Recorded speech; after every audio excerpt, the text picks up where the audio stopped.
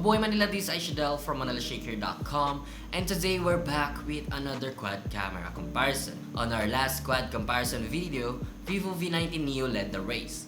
Now we're going to compete it against these three newer devices starting from Realme 7, Samsung Galaxy M51, and Poco X3 NFC.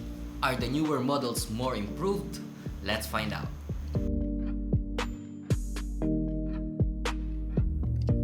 Let's start first with the camera specs of each device. All three, Poco X3 NFC, Galaxy M51, and Realme 7 have 64 megapixel on their main cam, back with Sony IMX682, while the Vivo V19 Neo only has a 48 megapixel main cam with Sony IMX582 camera sensor. Poco X3 has the highest pixel count on the ultrawide, but Samsung Galaxy M51 is the widest among the four. Also, it has a higher megapixel on the depth and macro. And switching to the front side, all have hole punch cutout with their respective selfie cams. 20 megapixel on Poco X3, 32 megapixel on Galaxy M51 and V19 Neo, then 16 megapixel on Realme 7. Now looking at the beamed down shots on the main cam, we will start in a very low light scene. Yes, we can't even see details rather than the small light behind, so better use the night mode. And this is the night mode, and as you can see, there are two devices competing, which are Vivo V19 Neo and Realme 7. It is pretty obvious that Realme 7 can capture super low light environment, however it appears soft. When we zoom in, Vivo V19 Neo on the other hand is underexposed but quite sharp. But then, overall details, Realme 7 is best to capture in super low light. Here we can see the capabilities of the four, shooting with a single light source, and with normal photo mode, Samsung have the lowest rank. Meanwhile, capturing with night mode, overall image and colors goes to Vivo V19 Neo. Second is from Samsung M51, then Poco X3 appeared soft and blurry around the edges, while Realme 7 outputs a brighter image, however the image is flat with no depth. Taking you indoors and still in a low light scenario, Galaxy M51 struggles to capture light. Now turning on night mode, V19 Neo still can compete with new phones as it outputs a clean image with lesser noise compared to others, while the Realme 7 outputs brighter but grainy picture. Turning on the lights, white balance differs on all four.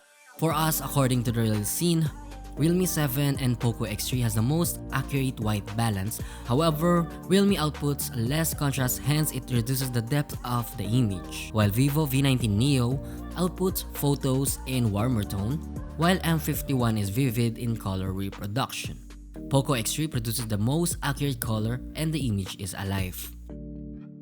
Zooming into these images, Galaxy M51 and Poco X3 compete with sharpness. M51 have the sharpest look, although Poco X3 is more alive thanks to contrast and shadows. It outputs an overall depth in the image. Shooting outdoors, Realme 7 and Poco X3 outputs a better dynamic range if you look on our foreground leaves, and turning on HDR, Realme 7 outputs overall balanced image.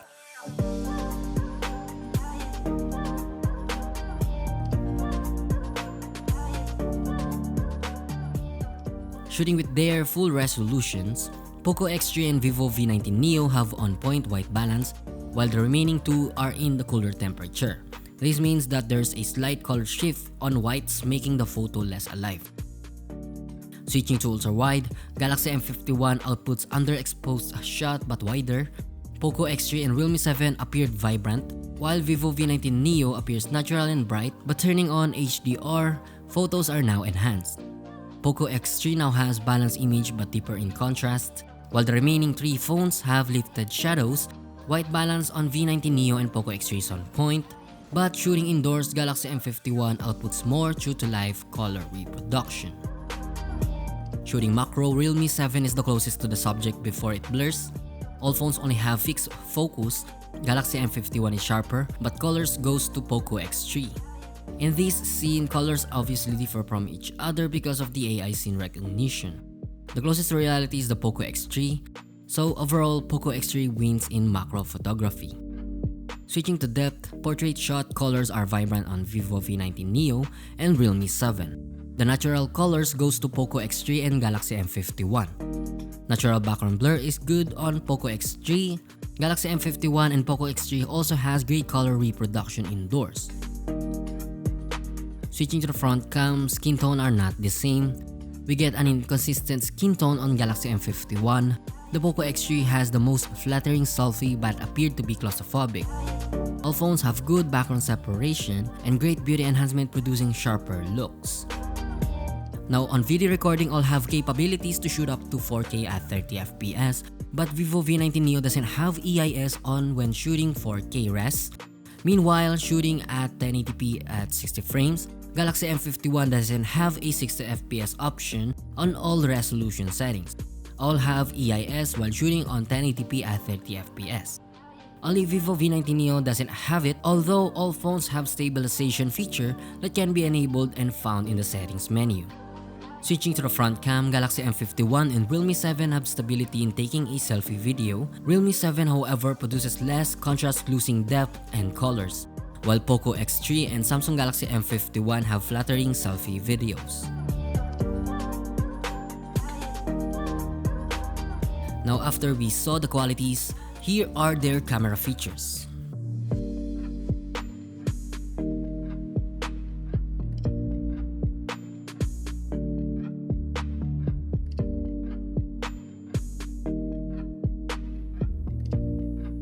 For us, the most reliable and most useful features can be found in this one phone, and that will be Poco X3.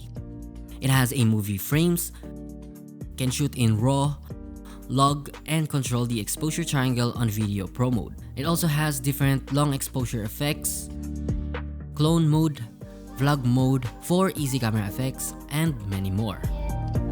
And that is quality. Yes, they have different spec sheets, but optimization on the camera quality, AI scene adjustments, and image processing is what we are comparing. Meanwhile, according to their prices, Realme 7 is priced 14,990 pesos to 17,990 pesos. Poco X3 NFC ranges from 10,990 pesos to 12,990 pesos. Galaxy M51 on the other hand, with 19,990 pesos, then Vivo V19 Neo price starts at 15,500 at Last Mall and Shopee, up to 17,999 pesos official retail price. With this price point, the advantages of Realme 7 are the large 5,000 mAh battery, 90Hz screen, gaming chipset, video stabilization on all video resolution, availability, and brighter photo at night shots. While Poco X3's advantages are 120Hz display, large 5160 mAh battery, tons of camera features and design. Next, Galaxy M51's advantages are Super AMOLED Plus display, monstrous 7000 mAh battery, and 4K video recording on selfie and ultra-wide. And lastly, Vivo V19 Neo with optimization, Super AMOLED, 48 megapixel plus RAW in Pro mode for photography and low light capability. And that's our quad camera comparison. Let us know who is the best shooter, what features and strengths are best for you. Comment it down below. That's it, thank you for watching. Make sure to subscribe and hit the bell icon to be notified. And don't forget to visit manilashakir.com for more tech news, reviews, and comparison of the latest device. Again, this is Aishadel and mabuhay, Manila!